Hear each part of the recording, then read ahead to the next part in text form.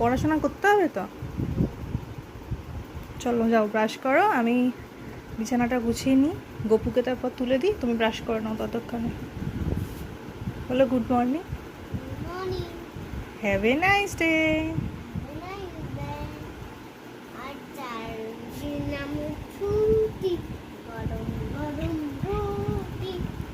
তাই আচ্ছা সরো, বিছানাটা গোছাই। এটাই হচ্ছে ওর প্রতিদিনের বাহানা, প্রতিদিনই ও ঘুম থেকে উঠেই খেলনা নিয়ে বসে পড়বে।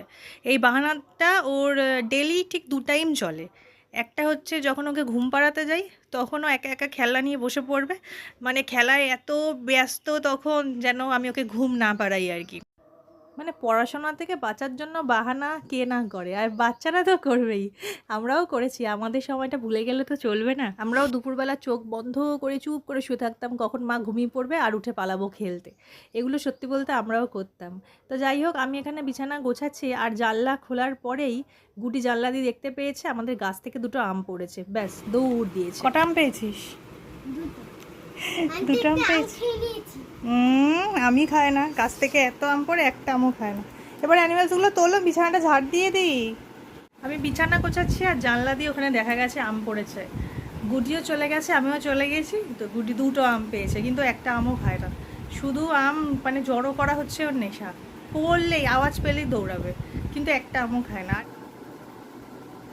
আমার ঘরে যেহেতু গোপাল সোনা আছে, তাই প্রতিদিন সকালবেলা আমার ছেলেকে ঘুম থেকে তোলার পর গোপাল সোনাকেও আমাকে ঘুম থেকে তুলতে হয়। তো এই যে আমি গপুকে ঘুম থেকে তুলছি, এখানে একটা ঘন্টা লাগানো আছে, আমি 2-3 বার ঘন্টাটা বাজাই, তারপর গায়ে মাথায় হাত বুলিয়ে ঘুম থেকে তুলি। এবার আমি মুখ ঠুক মুছিয়ে সকালের বাল্য সেবা দিয়ে দেবো।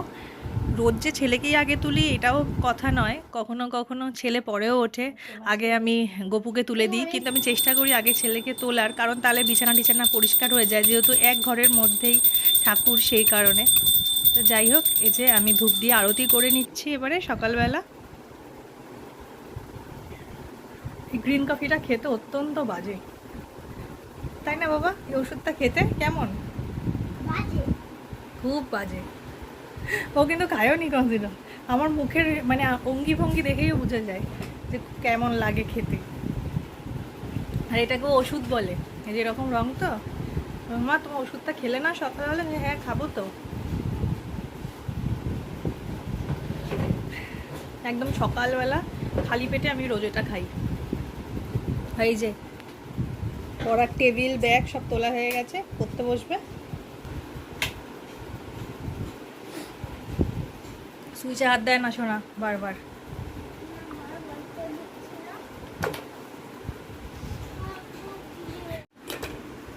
বিস্কুট খেয়ে কিন্তু সোজা পড়তে বসে যাবে, মনে থাকবে তো?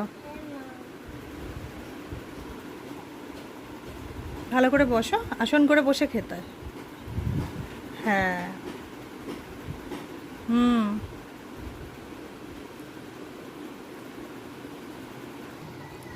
খাওয়া হয়ে গেলে যেগুলো লিখে দিয়ে যাচ্ছি বাংলায়, সেগুলোর ইংরাজি বানান লিখবে, ঠিক আছে?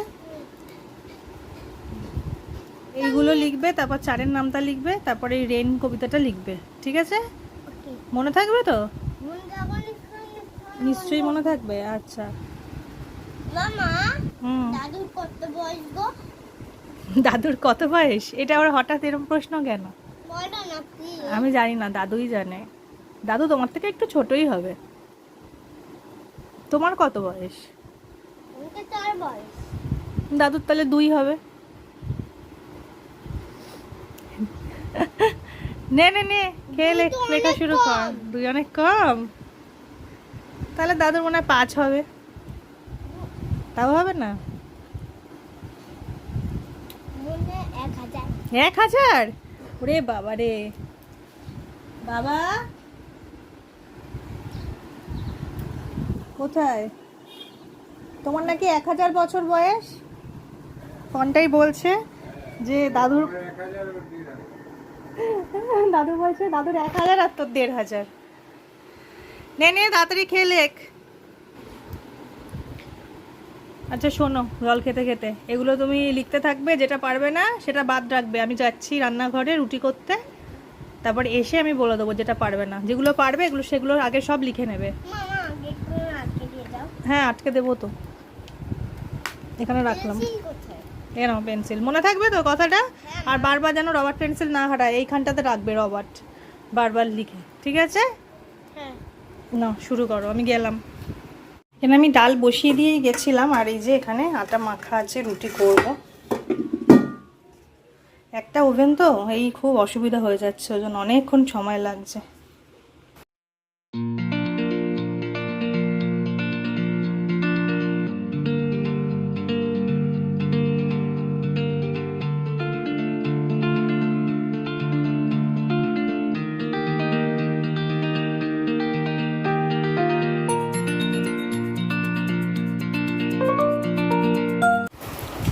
কালকে আমি এটা কিনেছি, এখানে আমাদের এখানে 30 টাকা যে বিক্রি করতে আসে সেখান থেকে, লুচি ভাজার জন্য। কি সুন্দর লাগে না এগুলো দেখতে? এতে বেশ সবটা তেল একদম ভালো করে ঝরেও যায়, ওই জন্য এটা কিনেছি। আর আমার এখন প্রায়ই লুচি করতে হয়, যেহেতু আমার ছেলে ভীষণ ভালোবাসে, আমার বর তো ভালোবাসেই, আমিও ভালোবাসি, কিন্তু মেন উদ্যোগটা হয় আমার ছেলে আর কি। মা লুচি খাবো বললেই তখন লুচি করতে হয়, তো তাই জন্য এটা কিনেছি।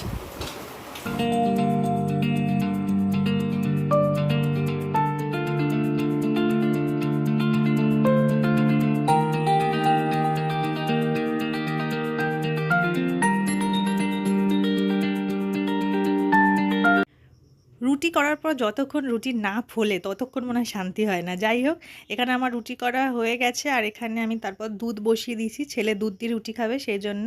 আর তারপর এখানে এখন আমি পেঁয়াজটা ভেজে নিচ্ছি ডালে ফোড়ন দেওয়ার জন্য। ডাল তো আগে দিয়েই সিদ্ধ করা ছিল, সেটা দেখিয়েছি।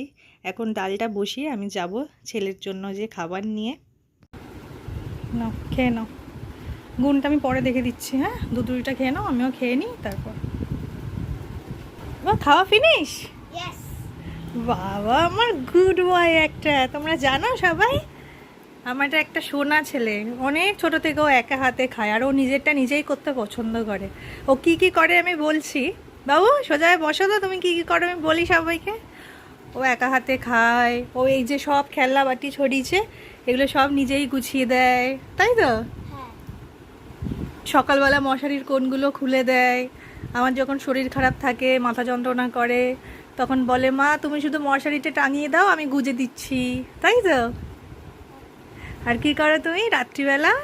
রাত্রিবেলা ওই যে খেলনাগুলো সব কি করো? গুছিয়ে নি। হ্যাঁ, রাত্রিবেলা খেলনা বইপত্র সব গুছিয়ে বিছানা পুরো পরিষ্কার করে দেয়, আমি শুধু মশারিটা টাঙাই। আমি তো দুপুরবেলা এইসব করি। দুপুরবেলা তো গোছাও, আমি বললাম তো। চলো মা, এটা এবার একটুখানি খেলি। কি খেলবো? চলো না। ও পুলিশ। পুলিশ বাবু, পুলিশ চোর ডাকাত, চোর ডাকাত পুলিশ বাবু। হ্যাঁ। আচ্ছা খেলি চলো, দে চিটগুলো দে।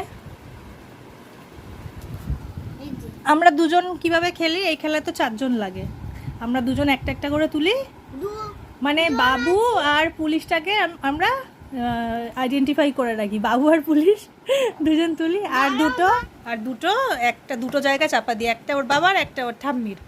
এবারে ধরা হয় কে চোর কে ডাকাত। ওদের মধ্যে কেউ শূন্য পায়, আমরা কেউ পাবো না খুব একটা শূন্য। ইয়া বুইয়া। নাও তুমি নাও।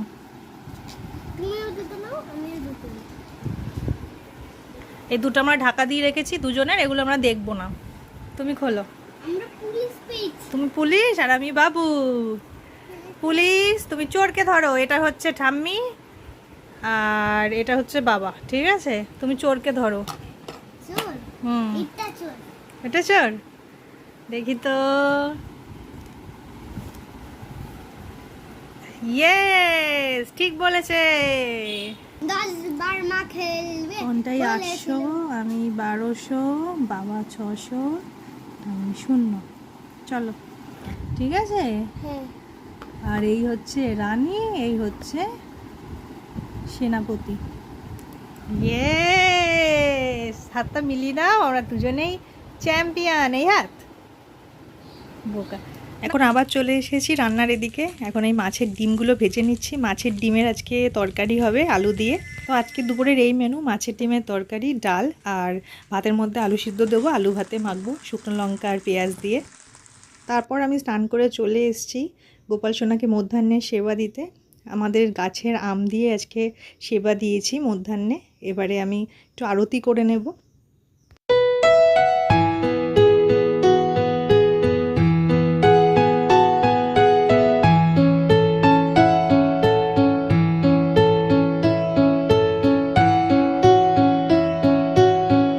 আজকের এই ব্লগটায় আমি আপনাদের সঙ্গে সকাল থেকে দুপুর অবধি আমার ঠিক কী কী কাজবাজ চলে, আমার ছেলের সঙ্গে কিভাবে সময় কাটে, সেগুলো সব শেয়ার করলাম। আবার দেখা হচ্ছে পরের ব্লগে। বাই।